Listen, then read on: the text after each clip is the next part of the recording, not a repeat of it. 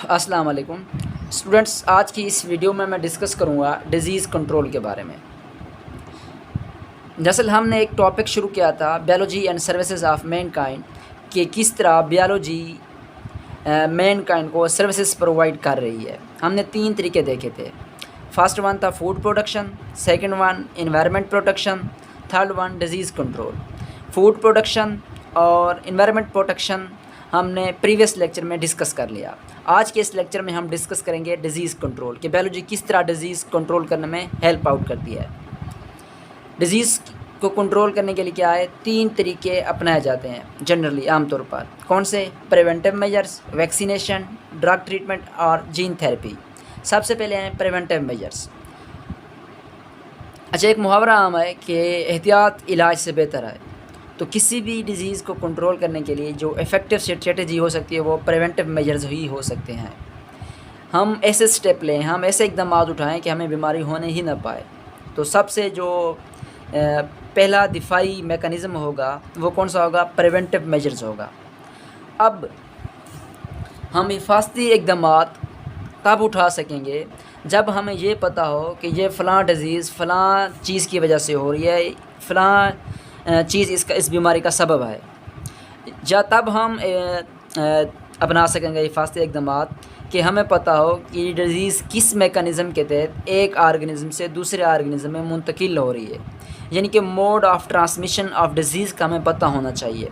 अगर हमें इन 2 चीज़ों का पता होगा, किन 2 चीज़ों का पता होगा?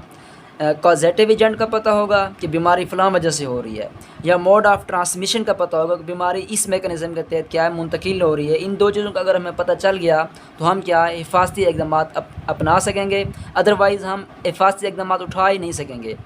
तो बायोलॉजी ने हमें क्या किया? बायोलॉजी ने हेल्प किया। बायोलॉजी ने इस चीज़ में हेल्प की। किस चीज़ में हेल्प की? किसी बीमारी के कॉजेटिव एजेंट मालूम करने में हमें हेल्प की। दूसरा, mode of transmission of disease को मालूम करने में हमारी क्या हेल्प की बायोलॉजी ने। बायोलॉजी ने हमें बताया कि इस बीमारी का फ़लाँ कॉजेटिव एजेंट है, ये बीमारी इस तरह मुंतकिल होती है। तो बायोलॉजी ने अब हमें कॉजेटिव एजेंट भी बता दिया और mode of transmission of disease भी बता दिया। तो अब क्या है, प्रिवेंटिव मेजर्स अपनाना क्या है, आसान हो गया है। बायोलॉजी ने हमें क्या है, हेल्प की प्रिवेंटिव मेजर्स को आसान बनाने में। तो मिसाल देखते हैं, एक बीमारी है एड्स, दूसरी है HIV। अब देखते हैं कि एड्स किस वजह से होती है और HIV किस वजह से होती है। एड्स किस चीज़ का एब्रीविएशन है? Acquired immuno deficiency syndrome. अच्छा, सिंड्रोम उस चीज़ को कहते हैं कि जब एक शख्स, एक पेशेंट, एक इंडिविजुअल बहुत सारी बीमारियों में मुब्तला हो जाए, उस कंडीशन को क्या कहेंगे? हम सिंड्रोम कहेंगे। दरअसल एड्स एक ऐसी बीमारी है जिसमें पेशेंट का इम्यून सिस्टम फ्लॉप हो जाता है। जब किसी शख्स का इम्यून सिस्टम फ्लॉप होता है तो वो बहुत सारी बीमारियों में मुब्तला हो जाता है और इस कंडीशन को हम क्या कहते हैं? सिंड्रोम कहते हैं। अच्छा, दूसरी है HIV, human immuno virus. HIV किस चीज़ का एब्रीविएशन है? Human immuno virus. इम्यूनो लफ्ज़ निकला है इम्यून सिस्टम से, यानी कि ये ऐसी वायरस है HIV जो इंसान के इम्यून सिस्टम को क्या है, मुतासिर करती है। इम्यून सिस्टम में एक मखसूस सेल होते हैं जिन्हें हम कहते हैं T lymphocyte. T lymphocyte immune system के मखसूस क्या होते हैं?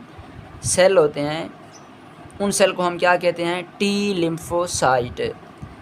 HIV क्या है? टी लिम्फोसाइट पे अटैक करती है। अब क्योंकि इंसान के इम्यून सिस्टम पे अटैक करती है इसलिए इसका नाम क्या है? ह्यूमन इम्यूनो वायरस रखा गया। ये एक ऐसी वायरस है।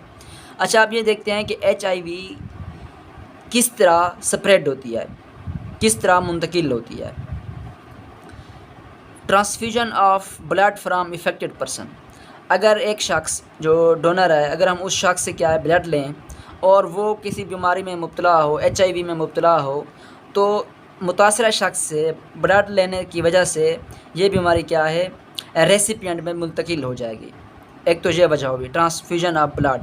जब हम ट्रांसफ्यूजन ऑफ ब्लड करेंगे तो HIV क्या है, वायरस डोनर से रेसिपिएंट में मुंतकिल हो जाएगी।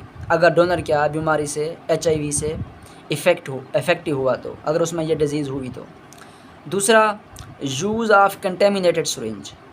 अगर हम क्या है कंटेमिनेटेड सिरिंज यूज़ की हुई सिरिंज इस्तेमाल करें तो उससे भी क्या है HIV स्प्रेड हो सकती है, HIV काज हो सकती है। तीसरी काज सेक्सुअल कंटेक्ट। अगर कोई बंदा ऐसे पर्सन से, ऐसे इंडिविजुअल से सेक्सुअल कंटेक्ट रखता है जिसे क्या हो HIV वायरस हो, तो उस दूसरे बंदे को भी क्या है HIV वायरस हो सकती है। ये तीन क्या हैं, तीन काज हैं HIV वायरस के। HIV वायरस इन तीन तरीक़ों से क्या है मुंतकिल हो सकती है। इसी तरह एड्स के क्या काजेज़ हैं, एड्स के भी बिल्कुल इसी तरह के काजेज़ हैं। कौन से causes? Transfusion of blood, use of contaminated syringe and free sexual contact. AIDS की जो तीसरी वजह है वो है फ्री सेक्सुअल कंटेक्ट। अब फ्री सेक्सुअल कंटेक्ट से क्या मुराद है? फ्री सेक्सुअल कंटेक्ट्स, इधर मैंने कहा सेक्सुअल कंटेक्ट्स।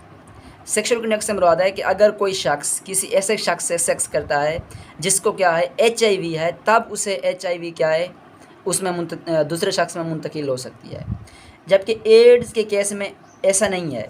एड्स के केस में दोनों पॉसिबिलिटी हो सकती हैं। एक पॉसिबिलिटी तो ये हो सकती है कि अगर कोई एक शख्स किसी दूसरे शख्स से सेक्स करता है, अगर उसे एड्स हो तो एड्स सेक्स करने वाले शख्स को मुंतकिल हो सकती है। अच्छा, या क्या फ्री सेक्सुअल कंटेक्ट हो, ठीक है, जिस तरह यूरोप में होता है, बिल्कुल फ्री सेक्सुअल कंटेक्ट हो, तो फ्री सेक्सुअल कंटेक्ट से भी क्या है एड्स हो सकती है।